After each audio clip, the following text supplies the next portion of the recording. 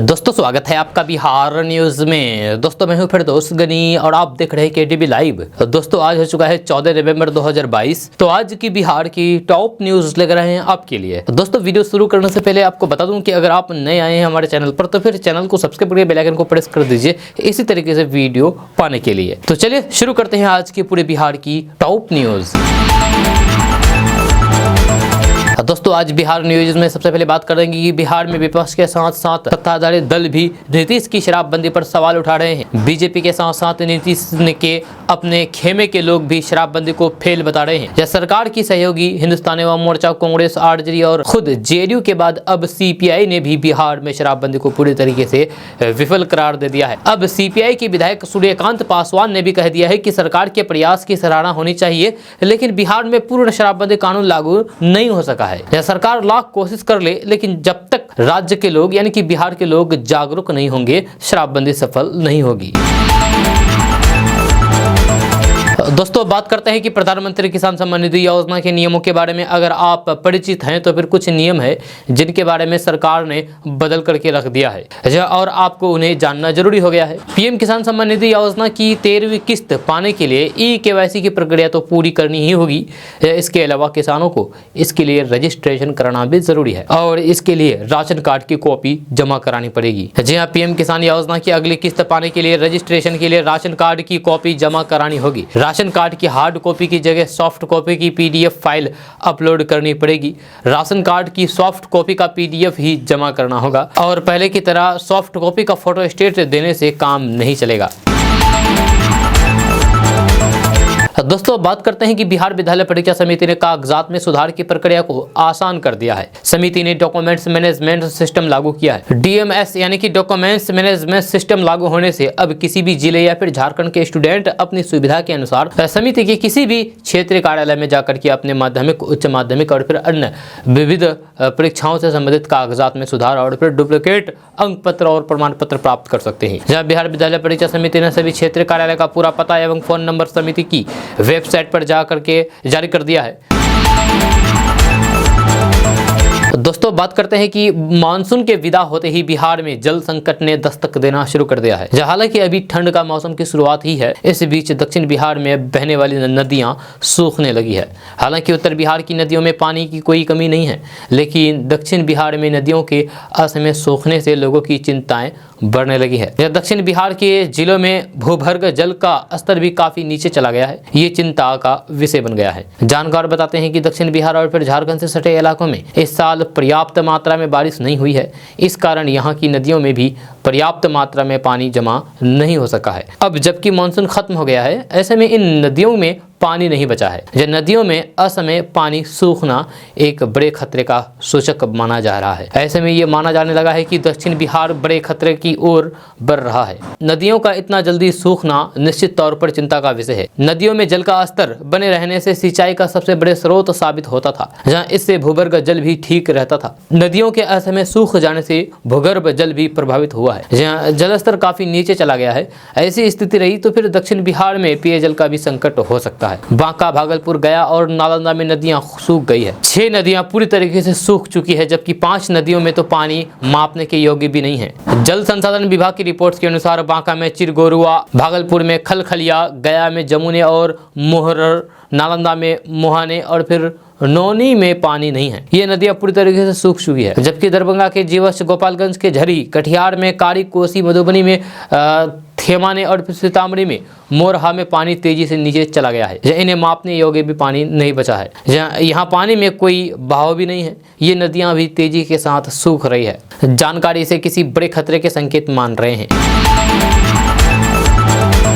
तो दोस्तों बात करते हैं कि गुजरात चुनाव का काउंटडाउन शुरू हो चुका है। जहां वहीं अब शनिवार को कांग्रेस की घोषणा पत्र पर एआईएमआईएम प्रमुख असदुद्दीन ओवैसी ने तंज कसा है तथा भाजपा पर हमला बोला है। ओवैसी ने कहा है कि कांग्रेस 27 सालों से गुजरात में चुनाव नहीं जीत पाई तथा मुद्दों पर बात करने की जगह नाम बदलने के दावे कर रही है। ओवैसी ने प्रधानमंत्री नरेंद्र मोदी को लेकर के कहा है कि उनको यानी कि प्रधानमंत्री नरेंद्र मोदी को गाली देने की किसमें ताकत है। आपको बता दूं कि शनिवार को गुजरात चुनाव को लेकर के कांग्रेस ने घोषणा पत्र जारी किया है। इसमें कहा गया है कि सरकार बनने पर वे नरेंद्र मोदी स्टेडियम का नाम वापस सरदार पटेल स्टेडियम कर देंगे। वहीं तेलंगाना दौरे पर गए पीएम नरेंद्र मोदी ने वहां टीआरएस की सरकार पर हमला किया तथा कहा कि लोग मुझसे पूछते हैं कि कड़ी मेहनत करने के बाद भी वे क्यों नहीं थकते हैं। मोदी ने कहा कि मैं इसीलिए नहीं थकता क्योंकि मैं रोज 2 किलो 2.5 किलो गालियां खाता हूं। परमात्मा ने मुझे ऐसा आशीर्वाद दिया है कि ये सारी गालियां मेरे अंदर न्यूट्रिशन में कन्वर्ट हो जाती है। जी हां, प्रधानमंत्री नरेंद्र मोदी के गाली वाले बयान पर असदुद्दीन ओवैसी ने कहा है कि मोदी को कौन गाली दे सकता है, किसमें मोदी को गाली देने की ताकत है, हिम्मत है। हम केवल प्रधानमंत्री मोदी को सलाह दे सकते हैं। तो दोस्तों बात करते हैं कि बिहार में शराबबंदी कानून को लेकर के सत्तारूढ़ दल के अंदर उथल पुथल मचा हुआ है। यह सरकार में शामिल मंत्री के साथ ही नीतीश के करीबी नेता और फिर कांग्रेस, हिंदुस्तानी अवाम मोर्चा और वाम दल के नेता भी इसको लेकर के सवाल उठा रहे हैं, जिसके बाद अब इस मामले को लेकर के विपक्ष में बैठी भाजपा के नेता और बिहार विधान परिषद के नेता विरोधी दल सम्राट चौधरी ने भी नीतीश कुमार पर अपने चिर परिचित अंदाज में सवाल उठाया है। भाजपा नेता सम्राट चौधरी ने कहा है कि नीतीश कुमार का इकबाल खत्म हो चुका है। अब तो इस बात का सबूत भी मिलने लगा है। अब उनके ही पार्टी या फिर सरकार में शामिल लोग उन पर सवाल उठाने लगे हैं, लेकिन नीतीश कुमार फिर भी अपने जिद पर अड़े हुए हैं। उन्होंने कहा है कि अब नीतीश कुमार के शासन में बिहार नहीं चल सकता है, ये बिल्कुल भी साफ हो चुका है। विपक्षी दल तो बाद में उनके पार्टी के लोग ही उनको चैलेंज कर रहे हैं। मतलब साफ है कि अब नीतीश कुमार कोई फैक्टर नहीं रह गया है।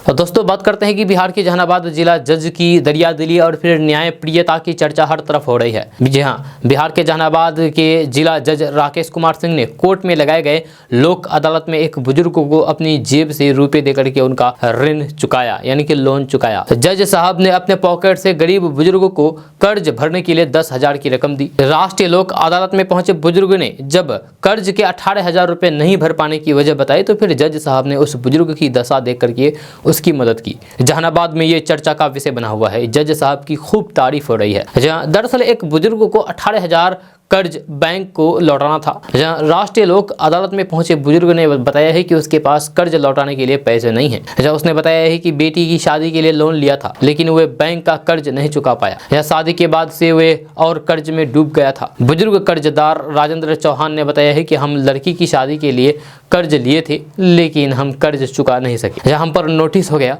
हम कर्ज में 5,000 रुपए लेकर के यहाँ आए थे, हमारे पास 18,000 रुपए नहीं था। जज साहब सुनवाई के लिए आए तो फिर उन्होंने हमसे कहा कि हम 10,000 दे देंगे, यानी कि उस बुजुर्ग को 10,000 रुपए जज साहब अपने पॉकेट से दे दिया।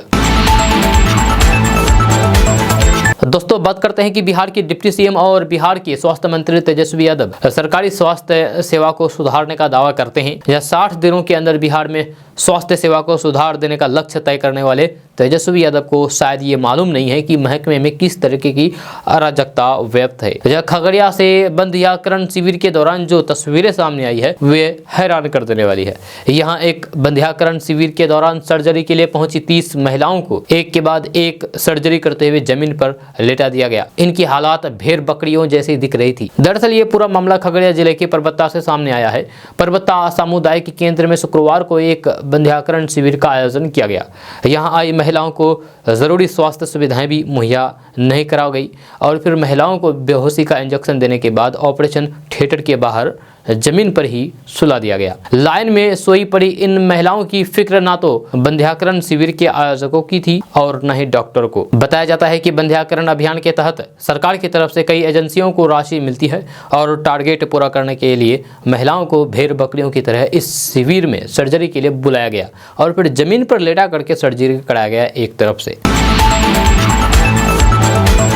दोस्तों बात करते हैं कि चुनावी रणनीतिकार और फिर राजनीतिक नेता प्रशांत किशोर ने कहा है कि उनकी सियासी आकांक्षा नहीं है, वे चुनाव नहीं लड़ेंगे, लेकिन जनता को बेहतर विकल्प मुहैया कराने के लिए अच्छे लोगों को लाएंगे। प्रशांत किशोर ने कहा है कि बिहार की बेहतरी के लिए काम करेंगे। उन्होंने कहा है कि बिहार के सीएम नीतीश कुमार उनसे इसीलिए खफा है क्योंकि उन्होंने उनके राजनीतिक कार्य में खुद को अलग कर लिया हूँ। बताया कि अगर मैं नीतीश कुमार के राजनीतिक कार्य में शामिल हो जाता हूँ तो फिर वे एक बार फिर से मुझ पर मेहरबान दिखेंगे, चूंकि मैंने अपने लिए एक अलग रास्ता चुन लिया दिया, इसलिए वे और फिर उनके समर्थक मुझसे नाखुश हैं, खफा है। प्रशांत किशोर ने कहा है कि उन्हें धंधेबाज बताने वाले जनता दल यूनाइटेड यानी कि जेडीयू के नेताओं पर पलटवार करते हुए कहा है कि उन्हें अपनी पार्टी के शीर्ष नेता और मुख्यमंत्री नीतीश कुमार से पूछना चाहिए कि उन्होंने मुझे 2 साल के लिए अपने निवास पर क्यों रखा था। जदयू नेताओं ने प्रशांत किशोर पर आरोप लगाया था कि वे धंधेबाज हैं और उनके पास राजनीतिक कौशल नहीं है। पत्रकारों ने प्रशांत किशोर को चुनाव लड़ने के बारे में पूछा गया तो प्रशांत किशोर ने कहा है कि मैं चुनाव क्यों लड़ूंगा, मेरी ऐसी कोई भी आकांक्षा नहीं है। प्रशांत किशोर ने जदयू के नेताओं पर प्रहार करते हुए कहा कि उन्हें नीतीश कुमार से पूछना चाहिए, अगर मेरी कोई राजनीतिक समझ नहीं थी तो फिर मैं 2 साल तक उनके आवास पर क्या कर रहा था। एक प्रश्न के उत्तर में प्रशांत किशोर ने कहा कि उन्हें अतीत में नीतीश कुमार के लिए काम करने का पछतावा नहीं है। उन्होंने कहा कि नीतीश कुमार 10 साल पहले जो थे और जो अब हैं उनमें बहुत अंतर है। दोस्तों बात करते हैं कि कांग्रेस के भारत जोड़ो यात्रा की बिहार कार्यक्रम की तैयारी शुरू हो चुकी है। जब बिहार में कांग्रेस की भारत जोड़ो यात्रा 50 दिनों की होगी। हालांकि आश्चर्यजनक रूप से इस यात्रा के मुख्य किरदार राहुल गांधी को ही इससे दूर रखा गया है। जब बिहार के भारत जोड़ो यात्रा में राहुल गांधी शामिल नहीं होंगे। शनिवार को बिहार दौरे पर आए प्रदेश कांग्रेस के प्रभारी भक्त चरण दास ने इसकी जानकारी दी है। भक्त चरण दास ने कहा कि बिहार में भारत जोड़ो यात्रा 50 दिनों तक चलेगी और ये 30 जिलों से होकर के गुजरेगी। यात्रा की शुरुआत भागलपुर की मंदार से होगी और बोधगया में समाप्त होगी। जहां बिहार प्रभारी भक्त चरण दास ने कहा कि 13 नवंबर को कांग्रेस के वरिष्ठ नेता दिग्विजय सिंह और फिर जयराम रमेश बिहार आ रहे हैं। दोनों नेता बिहार कांग्रेस के वरिष्ठ नेताओं के साथ भारत जोड़ो यात्रा पर मंथन करेंगे। तो दोस्तों बात करते हैं कि बीजेपी नेता और पूर्व मंत्री सैयद शाहनवाज हुसैन ने आरजेडी पर जमकर के हमला बोला है। शाहनवाज हुसैन ने कहा कि गोपालगंज उपचुनाव से ये ऐलान हो गया है कि एमओआई समीकरण टूट गया है। आरजेडी सिर्फ अल्पसंख्यक का वोट लेना जानती है लेकिन उसे अच्छे पदों पर भेजना नहीं जानती है। उन्होंने कहा कि कुर्नी के उपचुनाव में मुस्लिम वोट आरजेडी को नहीं मिलेगा। जब गोपालगंज में 7 पार्टियां मिलकर के चुनाव नहीं जीत पाई तो फिर कुर्नी क्या होगी। दोस्तों बात करते हैं कि सूदखोरों के जाल में फंसने वाला नवादा का गुप्ता परिवार एकलौता नहीं है। बिहार में 5000 से अधिक सूदखोर तकरीबन 10,000 करोड़ रुपए की समानांतर बैंकिंग व्यवस्था खड़ी कर चुके हैं, वह भी ब्याज की दर 8 से 10% महीने पर। इसका अर्थ यह है कि किसी ने 10,000 का कर्ज लिया है तो फिर उसे हर माह 1,000 सिर्फ सूद देना होगा। जब 12 महीने तक पैसा नहीं लौटाने पर 10,000 कर्ज के एवज में 12,000 सूद की अदायगी कर चुके होते हैं। यह मूलधन 10,000 रुपए की देनदारी अलग रहती है। आधिकारिक तौर पर प्रशासन के पास भले कोई आंकड़ा ना हो पर एक वरिष्ठ पुलिस अधिकारी ने बताया है कि सभी जिलों और फिर कस्बों तक में कर्ज लेने वाले मौजूद हैं। इनसे छोटा बड़ा कर्ज लेने का चलन आम है। लोगों की मजबूरी ऐसे लोगों तक उन्हें पहुंचा देते हैं। आश्चर्य की बात यह है कि यह सब तब हो रहा जब प्रदेश में महाजनी प्रथा को रोकने के स्पष्ट कानून है। यह सरकार ने सभी जिलों में एक एडीएम स्तर के अधिकारी को नॉन बैंकिंग कारोबार समेत सूदखोरों के इस तरह के कारोबार से लोगों को बचाने की जिम्मेदारी दे रखी है। पटना हाईकोर्ट ने भी भागलपुर और फिर सीमांचल इलाकों में चल रहे गुंडा बैंक से जुड़े लोगों पर कार्रवाई के निर्देश दिए हैं। जब कोर्ट के आदेश के बाद भागलपुर इलाके में कई ऐसे कारोबारियों के खिलाफ कार्रवाई की गई है। जब सूद के इस धंधे में कई सफेदपोश भी शामिल है जिनके चंगुल में छोटे छोटे कारोबारी और फिर मध्यम वर्गीय परिवार फंसा है। जब पिछले दिनों नवादा में सूदखोरों की प्रताड़ना से ग्रस्त होकर के एक ही परिवार के 6 सदस्यों ने आत्महत्या कर ली थी। कोसी सीमांचल और पूर्व बिहार में कभी गुंडा बैंक तो कभी महादेव बैंक या फिर कभी कुछ और नाम से सूदखोरों का जाल बुना जाता रहा है। कटिहार, भागलपुर और किशनगंज के ये सूदखोर अपना अवैध कारोबार झारखंड तक फैला चुके हैं। जब हाईकोर्ट ने संज्ञान लिया तो फिर कई जगहों पर छापेमारी हुई। अभी जांच जारी है। 10% तक प्रति महीने की दर से ब्याज वसूला जाता है। तो दोस्तों बात करते हैं कि बिहार विधानसभा में नेता प्रतिपक्ष विजय कुमार सिन्हा ने राष्ट्रीय शिक्षा दिवस के दिन आयोजित सरकारी कार्यालय में बिहार के शिक्षा मंत्री प्रोफेसर चंद्रशेखर के द्वारा दिए गए भाषण पर पलटवार किया है। उन्होंने कहा है कि राजद के सभी नेता स्वार्थवश मुख्यमंत्री को मुंगेरी लाल के हसीन सपने दिखाने में लगे हुए हैं। आपको बता दूं कि बीते दिनों शिक्षा मंत्री चंद्रशेखर ने बयान दिया था कि बिहार 2024 में देश को चक्रवाती सम्राट देगा, जिसको लेकर के बिहार में सत्ता पक्ष और फिर विपक्ष की ओर से लगातार वार पलटवार किया जा रहा है। नेता प्रतिपक्ष ने कहा है कि आरजेडी के लोग कहा करते थे कि कोई ऐसा सगा नहीं जो नीतीश कुमार ने ठगा नहीं, पर अब बात उलट गई है। अब आरजेडी के लोग ही नीतीश कुमार को ठगने में लगे हुए हैं और चक्रवर्ती सम्राट का झांसा देते हुए उनको भरमाने लगे हुए हैं। बीजेपी नेता ने आगे कहा है कि सपना देखने वाले और फिर दिखाने वाले दोनों क्षेत्रीय दल हैं और इनका प्रभाव क्षेत्र में भी एक राज्य तक ही सीमित है।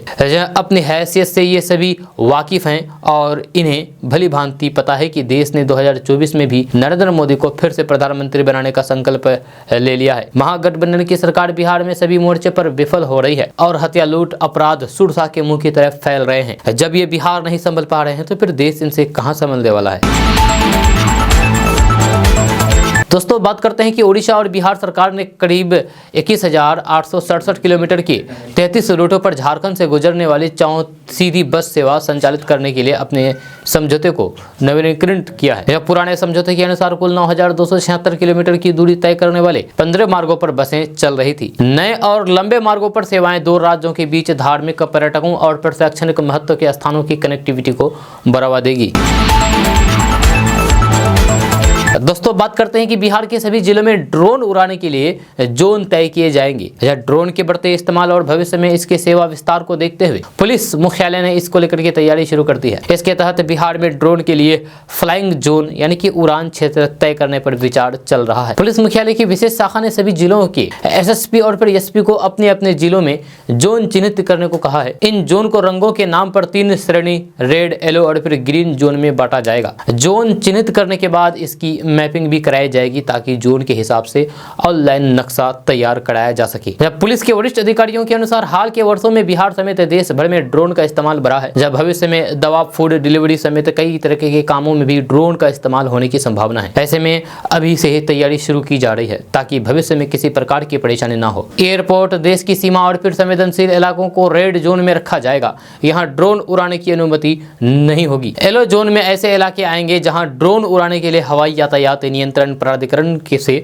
अनुमति की आवश्यकता होगी। इसमें एयरपोर्ट से कुछ किलोमीटर के दायरे में आने वाला क्षेत्र होगा। इसके अलावा ग्रीन जोन ड्रोन के लिए सबसे सुरक्षित क्षेत्र होगा। यहाँ ड्रोन उड़ाने के लिए अनुमति की आवश्यकता नहीं होगी। यह बस ये ख्याल रखना होगा कि ड्रोन की ऊंचाई एक निश्चित सीमा तक ही हो। जी हाँ, खेती किसानी सर्वेक्षण, मौसम विज्ञान, आपदा प्रबंधन जैसे कामों में ड्रोन का खूब इस्तेमाल हो रहा है। इसके अलावा फोटोग्राफी के लिए भी ड्रोन कैमरों का इस्तेमाल बढ़ा है। इसके अलावा बिहार में अवैध शराब की निगरानी के लिए भी ड्रोन कैमरा का इस्तेमाल हो रहा है। जब मद्य निषेध, उत्पाद एवं निबंधन विभाग करीब 1.5 दर्जन ड्रोन की मदद से अवैध शराब के ठिकानों पर छापेमारी की कार्रवाई कर रहा है। ड्रोन की मदद से अभी तक करीब 20,000 छापेमारी की जा चुकी है, जिसमें 3 लाख लीटर से अधिक शराब बरामद करके नष्ट की गई है। दोस्तों बात करते हैं कि पटना, पूर्णिया, दरभंगा सहित बिहार में शादी के लिए सरकार के द्वारा 2,50,000 रुपए दिए जाते हैं। ये पैसा बिहार अंतरजातीय विवाह प्रोत्साहन योजना के तहत दिया जाता है। इसका लाभ लेने के लिए आप ऑनलाइन के द्वारा आवेदन कर सकते हैं। खबर के अनुसार बिहार में जाति के भेदभाव को खत्म करने के लिए बिहार अंतरजातीय विवाह प्रोत्साहन योजना चलाई जाती है। इस योजना के माध्यम से अंतरजातीय विवाह करने वाले लोगों को सरकार के द्वारा वित्तीय सहायता प्रदान की जाती है। आपको बता दूं कि इस योजना के तहत कपल को सबसे पहले खाते में 1.5 लाख रुपए भेजे जाते हैं, जब वहीं बाकी के 1 लाख रुपए 3 साल के लिए एफडी कर दी जाती है और 3 साल बाद कपल को फिक्स्ड डिपॉजिट राशि और उस राशि पर मिले ब्याज दिया जाता है। विवाह अंतरजातीय विवाह योजना का लाभ आपको तभी मिलेगा जब पति या फिर पत्नी में से एक पिछड़ी जाति से हो और फिर दूसरा गैर पिछड़ी जाति से हो। अगर ऐसा है तो फिर आप इस योजना का लाभ लेने के लिए ऑनलाइन के द्वारा आवेदन कर सकते हैं। दोस्तों बात करते हैं कि बिहार के पटना, मधुबनी, कटिहार, दरभंगा समेत सभी जिलों में रहने वाले लोग जमीन का केवला ऑनलाइन के द्वारा फ्री में निकाल सकते हैं। ताजा रिपोर्ट्स के मुताबिक राजस्व विभाग ने जमीन के कई कागजातों को वेबसाइट पोर्टल पर उपलब्ध करा दिया है, जिन कागजातों को आप आसानी से डाउनलोड करके उनका प्रिंट निकाल सकते हैं। खबर के अनुसार बिहार के किसी भी जिले में मौजूद जमीन के केवला को निकालने के लिए आपको अपने राज्य, जिला, अनुमंडल, गाँव, मौजा, जमाबंदी नंबर, प्लॉट संख्या और फिर रजिस्टर नंबर 2 आदि की जानकारी देनी होगी। इसके आधार पर आप जमीन की केवला को निकाल सकते हैं। आपको बता दूं कि ऑनलाइन के द्वारा जमीन केवला निकालने की प्रक्रिया बिल्कुल फ्री है। इसके लिए आपसे किसी तरह के शुल्क नहीं लिए जाएंगे। जमीन केवला निकालने के लिए आपको बिहार राजस्व एवं भूमि सुधार विभाग की वेबसाइट पर विजिट करना होगा। दोस्तों बात करते हैं कि बिहार के पटना, बक्सर, भागलपुर समेत सभी जिलों में ईंट भट्टे को लेकर के नई गाइडलाइंस जारी की गई है। ताजा रिपोर्ट्स के मुताबिक केंद्रीय परिवहन, वन एवं जलवायु परिवर्तन मंत्रालय ने नए ईंट भट्टे लगाने के नियमों को बदल दिया है। खबर के अनुसार बिहार के किसी भी जिले में अगर कोई व्यक्ति नए ईंट भट्टे लगाना चाहते हैं तो फिर उसे सरकार द्वारा जारी नियमों का पालन करना होगा। जहाँ दरअसल खान एवं भूतत्व विभाग ने केंद्र के आदेश पर ईंट भट्टे के लिए नया नियम बनाया है। ईंट भट्टे लगाने के नियम के बारे में अगर बात किया जाए तो फिर 4 लेन उच्च मार्ग से दूरी 300 मीटर निर्धारित की गई है। नदियों और फिर प्राकृतिक जल स्रोत से वह दूरी 500 मीटर निर्धारित की गई है। नए भट्टे राष्ट्रीय और फिर राज्य के राजमार्ग से कम 200 मीटर की दूरी पर होंगे। जिन भट्टों की क्षमता 30,000 ईंट प्रतिदिन से कम है उन्हें चिमनी ऊंचाई 14 मीटर रखनी होगी। 30,000 से अधिक ईंट निर्माण करने वाले भट्टों को 16 मीटर ऊंची चिमनी की व्यवस्था करनी होगी। नए ईंट भट्टों को स्कूल, अस्पताल, नर्सिंग होम के अलावा कोर्ट, सरकारी दफ्तर से कम 800 मीटर की दूरी पर होनी चाहिए। जब पुराने ईंट भट्टों को भी नए नियमों को अपना करके भट्टे चलाना होगा। उन्हें 2 साल के अंदर तमाम व्यवस्था करनी होगी। दोस्तों बात करते हैं कि बिहार के पटना, भागलपुर और मुंगेर में डेंगू का खौफ जारी है। ताजा रिपोर्ट्स के मुताबिक बिहार के इन 3 शहरों में हर दिन डेंगू के मरीज मिल रहे हैं, जिससे डेंगू मरीजों की संख्या में लगातार बढ़ोतरी भी देखने को मिल रही है। खबर के अनुसार कल पटना में डेंगू के 128 नए मरीज मिले हैं, जहाँ इसमें सबसे अधिक पटना के पीएमसीएच में 37, एनएमसीएच में 27 और आईजीआईएमएस में 8 डेंगू मरीजों की पुष्टि हुई है। इस तरह से पटना में डेंगू का फैलाव हो रहा है। वहीं भागलपुर में कल डेंगू के सबसे ज्यादा 49 संदिग्ध मरीज की पहचान की गई है। वहीं 11 मरीजों की एलिजा जांच रिपोर्ट पॉजिटिव आई है। इस तरीके से डेंगू का प्रकोप भागलपुर को भी अपनी चपेट में ले रहा है। ऐसे में लोगों को सावधानी बरतनी बहुत जरूरी है। आपको बता दूं कि पटना, भागलपुर के बाद मुंगेर में भी डेंगू का प्रकोप कम होने का नाम नहीं ले रहा है। जब मुंगेर में आज डेंगू के 25 नए मरीज की पुष्टि हुई है, जिससे जिले में डेंगू पॉजिटिव मरीजों का आंकड़ा बढ़कर के 764 हो गया है। दोस्तों बात करते हैं कि बिहार की राजधानी पटना से बड़ी खबर सामने आ रही है। ताजा रिपोर्ट्स के मुताबिक बिहार में पैक्स के काम को विस्तार करने की तैयारी की जा रही है। बहुत जल्द बिहार में पैक्सों को 22 नए काम सौंपा जाएगा। इसके लिए केंद्र सरकार के द्वारा वित्तीय मदद भी मिलेगी। खबर के अनुसार सहकारिता मंत्रालय ने बिहार के सभी 8,463 प्राथमिक कृषि साख समिति यानी कि पैक्स का विस्तार करने के निर्देश दिए हैं। बहुत जल्द सरकार के द्वारा पैक्स को 22 नए कामों की जिम्मेदारी दी जाएगी। इसको लेकर के तैयारियां चल रही है। जी हाँ, बिहार के पैक्सों को बैंक मित्र, कोल्ड स्टोरेज, लॉकर, गोदाम, बीज वितरण, फर्टिलाइजर वितरण, राशन की दुकानों का संचालन, डेयरी पैक्स, गैस, गोबर गैस से ऊर्जा उत्पादन, कॉमन सर्विस सेंटर, मधुमक्खी पालन पैक्स, ड्रिप सिंचाई, हर घर नल जल मिशन आदि की जिम्मेदारी दी जा सकती है। दोस्तों बात करते हैं कि बिहार में आज वायु प्रदूषण का लेवल खतरनाक जोन में चला गया है। ताजा रिपोर्ट्स के मुताबिक बिहार के सिवान, मोतिहारी, बेतिया और बक्सर में AQI 400 के पार पहुंच गया है। इन जिलों में वायु की गुणवत्ता दिल्ली से भी बहुत ज़्यादा खराब है। जी हाँ, खबर के अनुसार बिहार के इन जिलों में वायु की गुणवत्ता इतनी ज़्यादा खराब हो चुकी है कि इससे इंसान को सांस से संबंधित परेशानी हो सकती है। इन जिलों के अलावे बिहार के और कई बड़े शहरों में वायु गुणवत्ता सूचकांक 300 के पार चला गया है। आपको बता दूं कि आज बिहार के सिवान शहर में AQI 432 रिकॉर्ड किया गया है, जो कि बेहद खराब है। वहीं मोतिहारी में AQI लेवल 429 दर्ज किया गया है, जबकि बेतिया में 415 और बक्सर में AQI लेवल 407 रिकॉर्ड किया गया है। दोस्तों बात करते हैं कि बिहार के कटिहार में करोड़ों खर्च के बाद भी गंगा नदी में कटाव का कहर बरकरार है। अब रिहायशी इलाके क्षेत्र को लीलने को गंगा नदी बेकरार है। कटाव तेज होने से दहशत ज़दा गांधी टोला, बाघमारा के लोग संभावित खतरे को देखते हुए सरकार से कटाव रोधी सार्थक कदम उठाने की मांग कर रहे हैं, जो सुनने को कोई तैयार नहीं है। कटिहार जिला का मनिहारी अहमदाबाद प्रखंड 3 ओर से नदियों से घिरा हुआ है। हर साल बाढ़ कटाव की विनाश लीला से जूझता आया है। जब दशकों से गंगा में आई बाढ़ और फिर कटाव के कारण इस क्षेत्र का हजारों एकड़ कृषि योग्य भूमि कटाव के कारण गंगा नदी में समा चुकी है। कृषि पर आधारित लोगों का खेत, घर बार नदी में समा जाने से किसान मजदूरी करने को विवश हैं, मजबूर हैं। वहीं पेट की आग बुझाने के लिए रोजगार की तलाश में पीड़ित परिवारों का रोजगार की तलाश में शहरों के साथ साथ महानगरों की ओर पलायन बढ़ता जा रहा है। कटाव से उत्पन्न विस्थापन की समस्या से लोग खाना बदोश को जीवन जीने को मजबूर हैं। जब लोग ऊंचे स्थलों, बांध, रेलवे लाइन के साथ साथ सड़क किनारे की भूमि पर शरण लिए हुए हैं।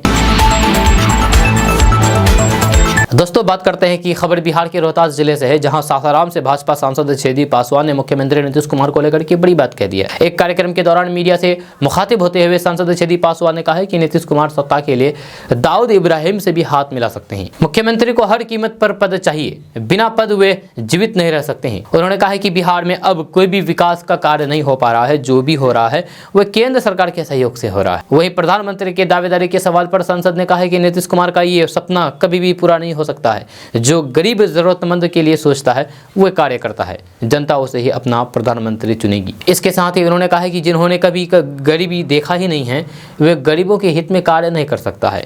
कोरोना जैसी महामारी के काल में भी प्रधानमंत्री नरेंद्र मोदी ने पूरे देश में गरीबों के लिए मुफ्त में अनाज की व्यवस्था की। पंडित दीनदयाल उपाध्याय की सपनों को साकार करने के लिए लगातार कार्य कर रहे हैं। इसीलिए आगे भी प्रधानमंत्री नरेंद्र मोदी ही देश के प्रधानमंत्री बनेंगे। दोस्तों बात करते हैं कि अपना प्यार पाने के लिए मोहब्बत करने वाले किसी भी हद तक कर चले जाते हैं। कटिहार जिले से एक ऐसे ही प्रेमिका की कहानी सामने आई है जिसने अपना प्यार पाने के लिए खुद के ऊपर गोली चलवा ली। अपने ऊपर गोली चलवाने का फैसला प्रेमिका ने इसलिए लिया क्योंकि उसका प्रेमी जेल की हवा खा रहा था। जब कटिहार जिले में पिछले दिनों जब एक लड़की के ऊपर फायरिंग की घटना सामने आई थी तो फिर पुलिस के होश उड़ गए। लेकिन अब पुलिस ने इस पूरे मामले का खुलासा किया तो फिर प्रेमी और फिर प्रेमिका की कहानी सुनकर के लोग हैरत में हैं। दरअसल ये पूरा मामला 4 दिन पहले हुई एक घटना से जुड़ा हुआ है। कटिहार नगर थाना इलाके में 9 नवंबर की रात एक लड़की को गोली मारी गई थी। लड़की का नाम खुशी कुमारी है। खुशी को गोली मार करके घायल कर दिया गया। जब खुशी को गोली मारे जाने के मामले में पुलिस ने जब 3 आरोपियों को गिरफ्तार किया तो फिर दिलचस्प खुलासा हुआ है। खुलासा ऐसा था कि पुलिस को पीड़िता को ही गिरफ्तार करना पड़ा। पुलिस के मुताबिक ये पूरा मामला प्रेम से जुड़ा हुआ है, यानी खुशी ने जेल में बंद अपने प्रेमी राजा को बाहर निकालने के लिए अपने ऊपर हमले की साजिश रची। खुशी ने अपने प्रेमी के दोस्त से ही अपने ऊपर गोली चलवाई।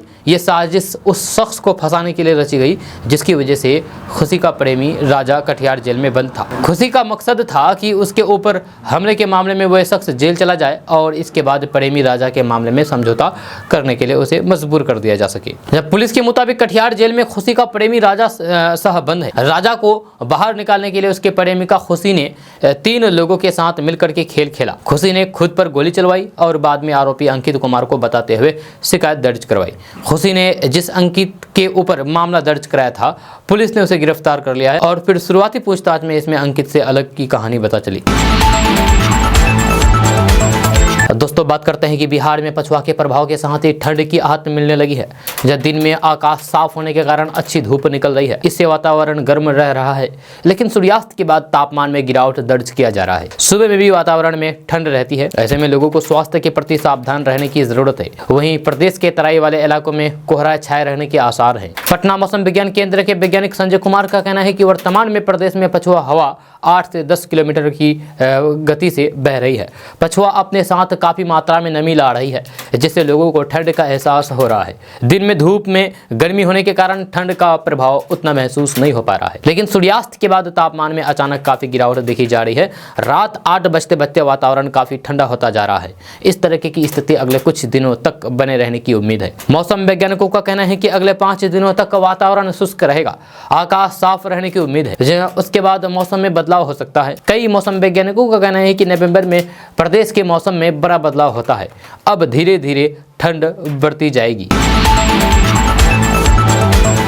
दोस्तों बात करते हैं कि पिछले 42 दिनों से बिहार में पदयात्रा कर रहे प्रशांत किशोर ने बिहार के डिप्टी सीएम तेजस्वी यादव से बेहद तीखे सवाल पूछे हैं। प्रशांत किशोर ने पूछा है कि तेजस्वी यादव की कलम की स्याही सूख गई है या फिर उनके सत्ता में आने के बाद बिहार में कैबिनेट की कोई बैठक नहीं हुई है। प्रशांत किशोर ने कहा है कि तेजस्वी यादव 2020 से लगातार ये कहते आ रहे हैं कि जैसे ही वे बिहार की सत्ता में आएंगे तो फिर पहला साइन 10 लाख नौकरी देने की फाइल पर करेंगे। जब बिहार में कैबिनेट की बैठक में सबसे पहला प्रस्ताव 10 लाख नौकरी देने का आएगा। तेजस्वी यादव कहते रहे हैं कि कैबिनेट की पहली बैठक में नियोजित शिक्षकों को परमानेंट कर दिया जाएगा, ठेके पर नौकरी करने वालों को पक्की सरकारी नौकरी दी जाएगी। अब जब वे सत्ता में आ गए हैं तो इन घोषणाओं का क्या हुआ? प्रशांत किशोर ने कहा है कि तेजस्वी यादव या फिर नीतीश कुमार जनता की आंखों में खुलेआम धूल इसीलिए झोंक कर रहे हैं क्योंकि उन्हें मालूम है कि चुनाव में कोई इसे याद नहीं रखेगा। यह जनता वोट जाति और धर्म के नाम पर ही करेगी। अगर जनता उनके छलावे को याद रखती है तो फिर कोई नेता झूठ बोल करके सत्ता में नहीं आता।